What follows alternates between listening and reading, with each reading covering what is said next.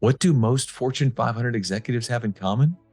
After more than 100 episodes recorded with those very executives from companies like Disney, Amazon, Netflix, Cigna, and Google, the answer is clear. They learned lessons in leadership from the fields and courts of their high school and collegiate sports teams. Some of our guests' athletic experience earned them a place in their sports Hall of Fame, like Chick-fil-A Chairman Dan Cathy. Some hung up their cleats after high school, like Delta Airlines CEO Ed Bastian, while others, like Condoleezza Rice, claimed they were terrible in their sport. But no matter their skill level, they have all told me that being a part of a team taught them lessons they still use as leaders today. In partnership with Maxwell Leadership, I'm your host, Don Yeager, here to give you an all-access pass to genuine, authentic, fireside chat-like conversations with today's business icons so that you can create powerful, positive change in your own organization. This is Corporate Competitor Podcast. With me for today's episode is Scooter Braun, CEO of Hybe America and founder of SB Projects. Scooter has been named one of Time Magazine's 100 most influential people in the world and has a roster of the top pop culture icons under his management, record label, and publishing companies, including Justin Bieber, Ariana Grande, Ava Max, Ozuna, and Tori Kelly. I've gotten to know Scooter as a fellow member of the Make-A-Wish National Board because Scooter, his clients, and his company have together granted more than 540 wishes to children. What an incredible thing that is. I'm excited to talk about his career, his heart for his community, and the lessons he learned playing basketball. Remember to visit corporatecompetitorpodcast.com/156 to download the free bonus resource we put together for you with fill-in-the-blank notes and reflection questions for today's episode. The only bad action is an action. I always thought, why not? Why not? What am I scared of? Why can't I get in the room with that CEO? Why can't I sign an artist? Why can't I build this company? There's never going to be a good time. There's never going to be a good reason. And there's never going to be some setup for you. You have to go out and get it. And you can. Why not you? Why not go and start? And there's no such thing as failure. There's just pit stops on the way to success. So just go. Scooter, thanks for joining us. Thank you for having me. You know, you've had an interesting life, unbelievable career. It's hard to imagine you've achieved as much as you have in as few years as you've done it. But long before your career got moving, you're a kid from Greenwich High School, the red and black of the Cardinals, president of your senior class. You also played some pretty good basketball.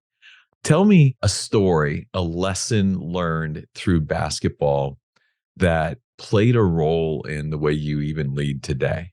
Man, we can do a couple different sports. Baseball, there was a moment in football. Right.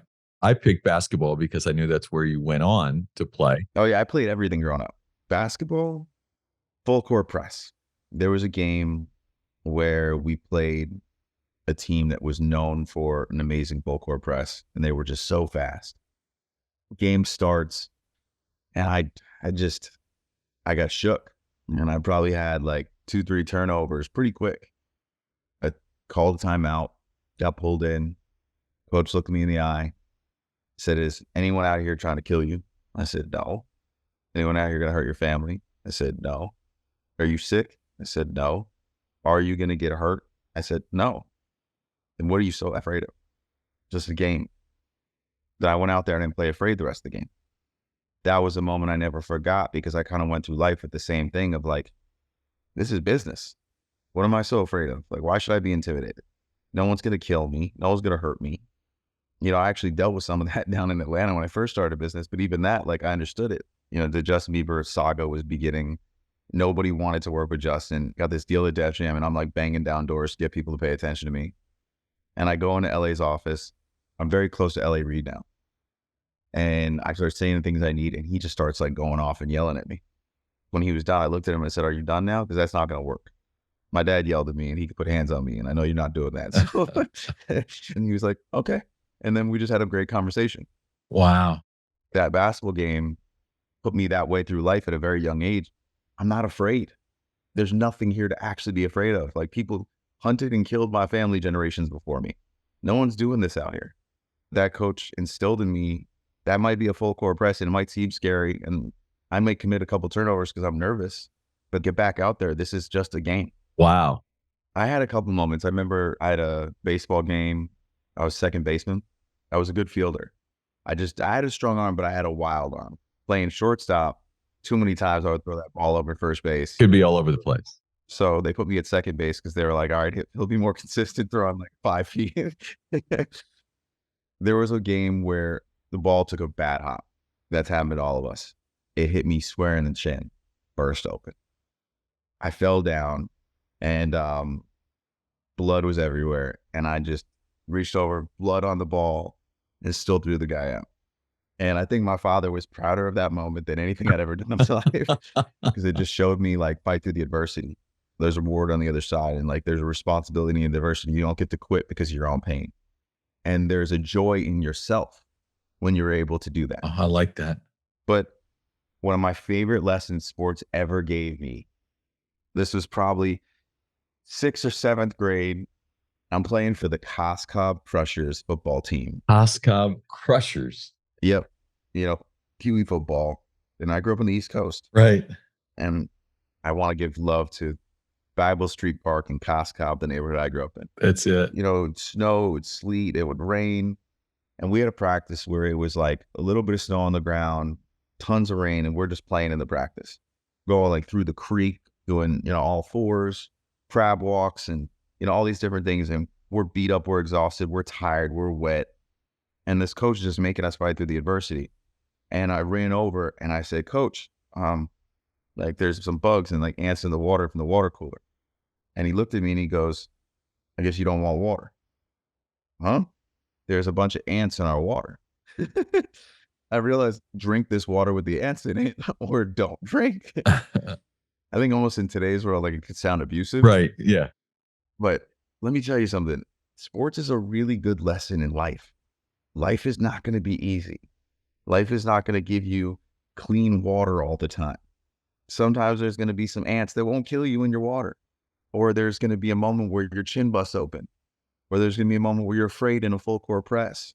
Sports give you an opportunity, one, not only to rely on other people if you play in team sports and create camaraderie and all the different things that we usually talk about, but they are a metaphor for life of what are you going to do when you face a little bit of adversity?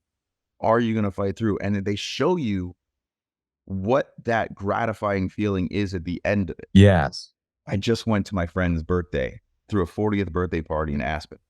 I met up for a friend early at like 7:30 and went out like a beautiful like hour, 2 hour like hike through the woods, like gorgeous, not like strenuous, just beautiful, great conversation. And I come back and I meet up with my friend Ryan and his wife Molly, and they're like, "Oh, we're going on a hike around the mountain." And I was like, 150 people here for this birthday. Like, this is such a great opportunity to spend time with the birthday boy. I feel honored that they're inviting me. Of course, I'm gonna go with the birthday boy. He thought we'll go up the gondola, walk around, and his wife's like, "No, we'll just walk up and walk around a little bit. It's going to be a joyful thing." Okay. The top of Ajax and Aspen Mountain is 11,000 feet. We start walking up, like a straight vertical up this mountain, and we get about a quarter of the way and we realize like there's no way down. We walked the entire mountain, straight vertical up, 11,000 feet up. Took 2 hours. I was not in the shape to do this. I was not prepared, but it reminded me of what sports taught me. One foot after the other. There's just no retreat here. Like, just keep going. And when I reached the top of that mountain, although incredibly strenuous, the gratification I felt in my soul was something I had felt so many times in sports. And everyone always thinks it's in the game. No. You get that feeling in practice. You get that feeling when you've worked on something over and over and over again and you see the work pay off. That's something I carried throughout my entire life. Well, you've made almost every one of your points. The things that stuck with you are fighting through adversity, which is what the day-to-day grind of no matter how successful you are, there are going to be pitfalls in almost every day that we're going to face. And your ability to not wallow in those moments is the difference between success and failure. I agree with you. And I also think the one thing sports gave me, which I'm incredibly grateful for, especially at this point in my life, I have a text chain on my phone with, let's see, 6 guys. They all played AU basketball with me. To this day, we talk.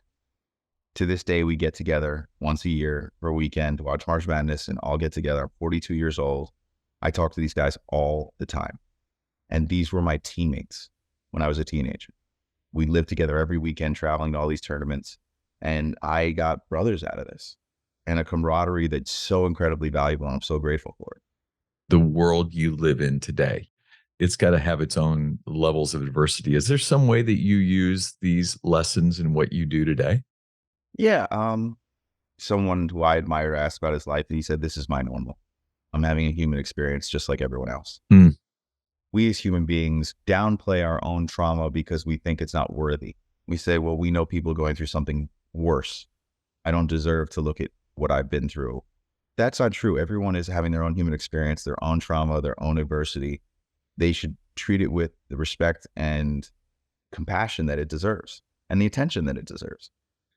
My life has adversity just like everyone else and has a lot of joy like other people. I think I have this tattoo of Mora Fati on my arm. It's Latin for love of one's fate. You have to love the good and the bad just the same. The bad moments have taught me just as much, if not more, than the good moments. When I look at adversity in my life, sports has really given to that idea that it's the first quarter.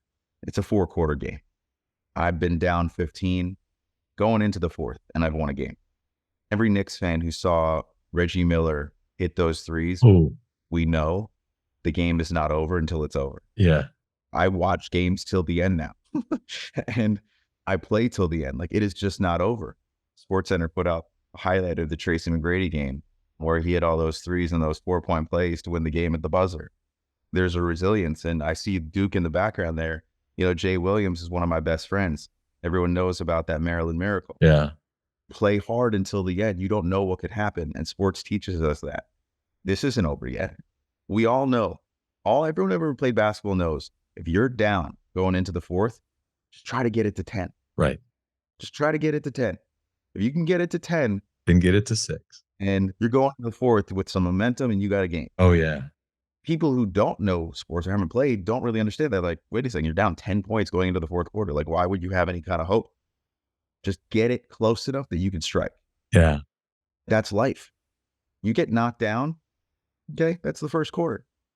We don't remember the games where we were up 20 points the whole time. Right. We remember the games where we were down, where we fought back, where we had that arc. If life gives you down 15, down 10, look at it as an opportunity for a really beautiful moment, a moment that people can remember. I love it. Your father was a great influence in your life. You actually said in one interview that I read that the direction of your life changed when your father pulled you aside one day and said, "You're a liar." Yeah. I mean, what a heck of a thing for a dad to say. I was probably like 11, 12 years old. My dad had always told me that if you lie, if you do that, you're not going to be successful in life. And my dad caught me in a white lie, like 4th or 5th time, like this has happened, like kids do. Yeah. We were like literally outside by the basketball hoop. And he goes, "I want to talk to you." He just looked me dead in the face. He goes, "I want to let you know you're going to be incredibly successful. I don't think anything I say is going to change the fact that you are going to make it. You have all the tools. You're going to make it.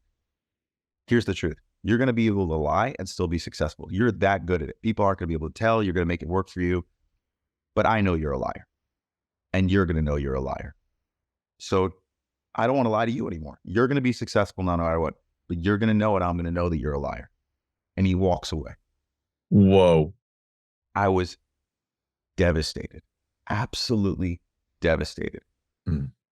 I just sat there, like my heart was broken. And I like shot some hoops and I walked back in and I said, "Dad, can I talk to you?" And he goes, "What do you want to talk about?" And I was like, "I just want you to know I'm not going to be a liar. I'm going to have integrity. I'm not going to lie." Good. And walked away again. I never forgot it. I understood, like, you have these tools, but like, what are you going to use them for? And I always wanted to do things with integrity. That's been one of the biggest adversities in my career. I think at times there's been, I've always had a really good reputation. And then you get accused of, something in this public world, whether true or not. All the evidence might say it's not true, but you got to deal with it. I think that's also a more fati. That's a gift. Part of what my father was telling me wasn't that he was going to know I was a liar. It was more important for me to learn that I was going to know. I had to know my truth, regardless of what someone else might say who doesn't know me. I have to know who I am. And I have to choose to live by that integrity within myself and trust that the people that I know and that I love will see that. Powerful. I think the universe gives you what you need. If I'm living a life before of like wanting a legacy that's projected out of like, if I do this, everyone will love me. If I live this life that, and then one day the universe goes, okay, you know what? You're doing great at that whole thing, but we're going to just smack you across the face. All the work that you've done today, people don't remember the next day because one thing is said. What are you going to do with that? You could sit around and sulk and be angry and this, it's not true. Or you could say, what is this putting inside of me? I care too deeply, but I still want to be someone with integrity. Maybe I should do it for me and see how that feels. Maybe I should live with integrity and kindness and show up for the people that love me. Hmm. You know, I wanted to get into your work alongside the Make-A-Wish Foundation. Your SB Projects Group and your clients have granted more than 540 wishes and counting, and now you're on the national board of Make-A-Wish. What was it that led you to want to be so deeply involved in the wish granting process and what it is that you're hoping to achieve both for yourself and your clients? I always just loved to make a wish. You know, I knew about it coming into the business. And then the very first wish we ever granted with one of our clients, I just saw that moment. I saw what it did for the families. I saw what it did for the kids. Saw what it did for the siblings. I've always found hope to be an incredibly powerful thing. Mm, Someone I admire said, never do the realistic thing. It's the unrealistic things that become great. mm, The catalyst, that secret ingredient that you need to creating that unrealistic moment is just that hope and that faith that it's possible. What Make-A-Wish does is it gives kids hope. Getting to be near that was just such a powerful drug to me. It was so fulfilling. Those kids gave me a sense of hope and a sense of appreciation for life and for the present moment. Once that first one was done, I was like, we should keep going. And Justin Bieber did an incredible job becoming the number one Make-A-Wish giver of any musician ever.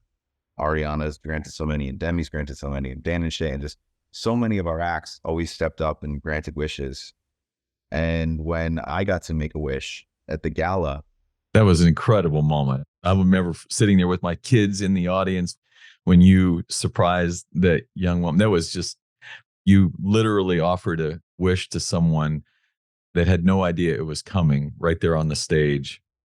well, you know, I showed up and there was a wish that had taken years because of COVID that wasn't granted to a young woman who had been in the fight. Her dream was to get involved in the music business and record and get the meetings. And, you know, they thought I'd do a simple wish of like take one meeting. And that just didn't sit well with me. So one, I surprised her with her wish being granted that we're going to have this meeting. But I also set up multiple other meetings for her, set up recording session with a major producer. And then I put the Disney team on the spot and said, well, also you got to make sure she and her family are taking care of a Disneyland when they come out to LA. So we actually did something really special, and she's very special, and so is her family. That was a beautiful experience. And after that, I got asked to join the national board. I was deeply, deeply honored and got to connect with you and the other board members. And it's one of the proudest things in my life and something that I've shared with my children and want them to know the significance of doing work like that. And I've shown them videos. We have a family member qualified for a wish outside of me. Hmm. I was very passionate hearing that the organization was doing that. I'm grateful to the New York chapter. My kids, they know that that's happening, and I explain the whole process to them and what's going on. And we talk a lot about giving back, paying it forward. And we talk a lot about if our glass is filled, we want to make sure it doesn't spill. We have to pour the water into other glasses to make sure that our glass doesn't overflow and makes a mess. You know, fill the other glasses so that your glass doesn't tip over. You know, I'm going to make sure as I continue to do this work with you and the other board members, I'm going to make sure as my kids get older, they get involved. Our glass is filled, pour it into others. Don't let it spill and make a mess. That's pretty powerful. Is there one Is there a wish that through the 500 plus that you all have granted, that when you think of it, it brings tears to your eyes? It just, Man, you're making me go there this morning. It's funny. There have been so many wishes. It's not the wish. There was a moment. There was a moment where we were making a wish for a young lady. Ah, give it to me. I was watching her siblings, her sister and her brother, and I found it to be so incredibly powerful how selfless these young kids were. It had become very obvious that the treatment for cancer, the chemo, and everything that this young girl was going through had consumed this family, had made it so that everything was about the treatment of this girl, and these other siblings probably had to take a back seat. Here we are in this wish, and they're meeting like this celebrity that she wanted to meet, and there was no resentment. There was no, when is it going to be my turn? There was no, I want to meet him too. There was just pure joy and excitement for their sister. Hmm. It was incredibly powerful. Not the wish being granted, but the love and admiration and selflessness of these two young kids for their sibling. I never forgot that. Well, I could see it in the welling of your It's eyes. too early in the morning for this, man. It's so incredible because one of the things about the wish process, when I explain it to people too, yes, it's incredible for the child. Yeah, it's incredible for the giver, but it's a full family experience. And that's really, really incredible It is. without question. You know, your career blew up when you discovered talents like Usher and, of course, Justin Bieber. Yeah. My daughter would hate it if I didn't mention Ariana. Yeah. You saw something in some of these folks. Was that about being bold? Was it being lucky, being in the right place, at the right time? You weren't the first person to hear them. What was it that allowed these things to happen in concert between you and them that maybe they hadn't experienced previously and you hadn't either? I've got to work with so many incredible people over the years. They've changed my life. Yeah. Something's always led me has been my gut. I feel like some higher power has always stepped in and kind of given me a sign when something's for me. And my gut would go off, and I've always just trusted it as a kid. Me and my brother shared a room. My dad used to walk in before we put to bed. He'd turn off lights, saying, "Hey, boys, I love you. Bronze are different. Mm. You're special. I hold you to a higher standard." But he'd always say, "Bronze are different." And he never made us feel like we were better than anyone else, but he made us feel like anything is possible. And I think I went through life not knowing that a 4'11" freshman in high school should play basketball. I went through life not knowing that a kid shouldn't show up in Atlanta and think he can be this giant party promoter within a year, or the VP of a record label at age 20. I don't know if you want to call it arrogance or you want to call it just false confidence, but I always thought, why not? Him and my mom raised us with this idea of equality. We saw it within the house. My parents were completely equals. There was so much respect between them. And when I met these artists, my gut went off. Why not? The same thing as the full court press that I started this conversation with. Why not? What am I scared of? Why can't I get in the room with that CEO? Why can't I get us on the radio? Why can't I get us this TV look? Why can't I sign an artist? Why can't I build this company? No one's trying to kill me. I can beat this press. So give those listening some advice on how do you follow your gut? Well, first you're going to find out if your gut works. If you follow your gut a couple times and nothing's happening, you got to start questioning, like, maybe my gut. But look, I think the average entrepreneur, they say, comes up with a great idea at 47. So people have plenty of time. You watch that movie about McDonald's. His gut had done wrong for a long time, but then he finally found something that he followed it. McDonald's. The only bad inaction is inaction. It's that why not? Why not you? There's never going to be a good time. There's never going to be a good reason. And there's never going to be some setup for you. I was just talking with a young man. He's a distant cousin. I was in town to visit my parents and my kids, and they came over. And I was talking to him, and he's like, well, I'm not like you. Like, I don't know how to do it. What did you think I did? What makes you think it's just going to show up? Like someone's going to knock on your door and say, the perfect opportunity has finally shown itself. It doesn't work that way. So if you're watching this and you've had a dream and you haven't gone after it for 100 different reasons, there is no perfect setup for you. Right. You have to go out and get it. And you can. Why not you? Why not go and start? And there's no such thing as failure. There's just pit stops on the way to success. So just go. What's the toughest pit stop you've ever been through? I'm in it. My divorce. Hmm. Yeah, I'm in it. It's I have nothing but love for the mother of my children. I'm glad it's her. We are really great parents and we have 3 beautiful children. We just couldn't get there. It was so incredibly depressing and I thought I'd failed. Hmm. I thought I failed. I just couldn't fix it. And it led me into the work I would have never done otherwise. It was the greatest gift ever. I want deep love. I want to share my life with someone. You know, the relationship I have with my children. I'm the coach for my kids' basketball teams and assistant coach on the soccer teams. That's awesome. I coach 2 teams. Next year, my daughter's stepping in, and now I'm going to be coaching 3 teams. I have never had as much joy as coaching my kids. I am getting to know myself in a deeper way and be the father to my children I've always wanted to be. And I am on that pit stop, but I know that that success is out there. I love it.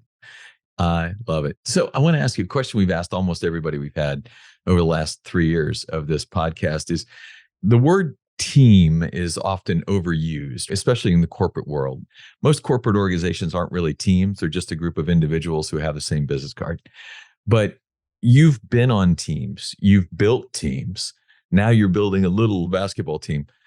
If you're trying to coach someone on how to build a team out of a group of individual contributors, what are some of the lessons or things that you'd want to encourage that group to experience together to actually bond? Trust. I like my eyes are welling again, thanks to you. I'm looking right over to the right and I have my 2 plaques of my 2 basketball teams that I coached this past year. Mm. I'm thinking of a very specific moment in practice where I went home and I got emotional because I saw coaching kids making a difference. Mhm. I had a player on one of my teams who was one of my top 3 players. Really, really good kid.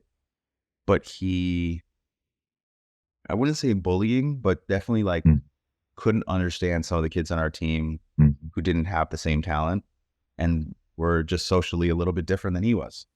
You know, 7, 8-year-old kids. Yeah. And I was the cool coach. So he wanted to sit next to me and one of the kids was sitting next to me and he kind of like bullied him out of the seat. And I went, hey, no, we're not doing that. And I pulled him aside in practice and we had a long talk and I showed him a clip, which I think a lot of sports fans know, where there's a college basketball player and the big man puts his head down and the player comes over and lifts his head up. Mhm. And I think it went viral because it just showed like, I got you, like keep your head held high. Mm. And then I showed the whole team and I talked to them all about lifting each other up. If you're a great player, you stand with the other teammates and you protect your teammates and you build trust with your teammates. In that same practice later on, that same kid got knocked down pretty hard in a kind of a loose ball. And before I could run over to see if this young kid was okay, that player who had bullied him just a week before ran over and picked him up and said, are you okay? One sec. Wow. I don't know why I got emotional about that. That was impact. Yeah, but he did it every single time that point on. He was the protector of the team after that. He was the best teammate. And he was still a scorer and he still wanted to shoot his threes and do his thing. But every time one of my little guys got knocked down, he was the first one to run over and pick him up. If someone got in someone's face, he got in their face. It clicked. We were the best team in the league by the end of the season. And it was this camaraderie they had, this trust they had in each other. It made me feel incredible because the kid who got knocked down was my other son. Mm.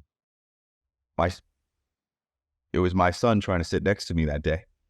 This kid couldn't understand how it was my son.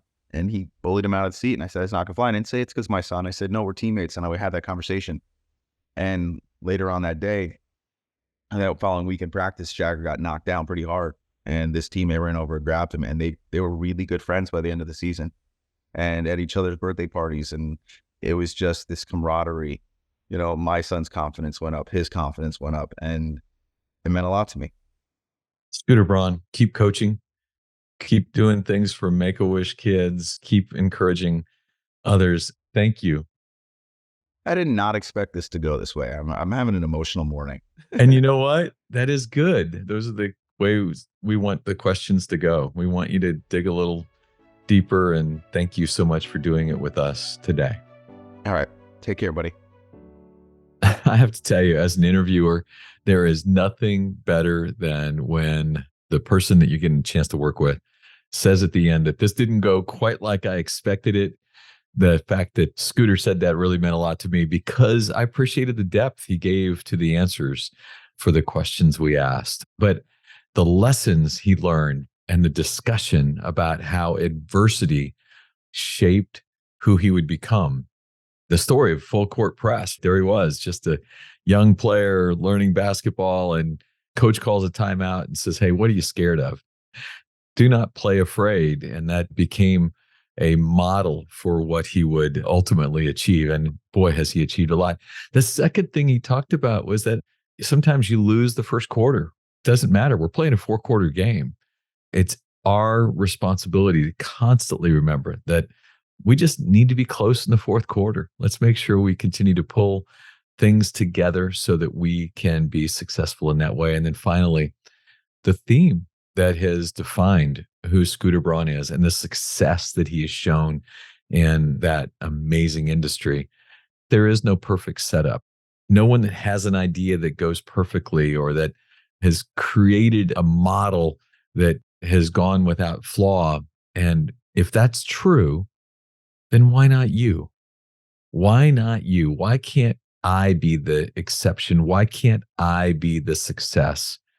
And as Scooter Braun believed that in himself, others learned to believe in him as well. What an amazing story. I can't wait to read Scooter Braun's book one day. Why not me? If you could share one habit, one thing you've done consistently that allowed you to separate yourself from your competitors, what would it be? In my 30-year career, 2,500 of the greatest athletes, coaches, and leaders answered that question for me. This is Don Yeager, who did that that article I was telling you about. Don, Dave Sims with Coach K. How you doing? Hey, Don. How you doing, my man? Great, sir. What they gave to me is what I'm giving to you in my online course, Journey to Greatness. Through engaging storytelling and on-demand videos, you will learn the 16 habits that will jumpstart your personal growth. I will instruct you on how to apply these winning characteristics to your life through custom workbook exercises. We are slashing the price for our podcast listeners. Lifetime access to Journey to Greatness is normally $399, but for our podcast listeners, it will be $49 with the code podcast at checkout.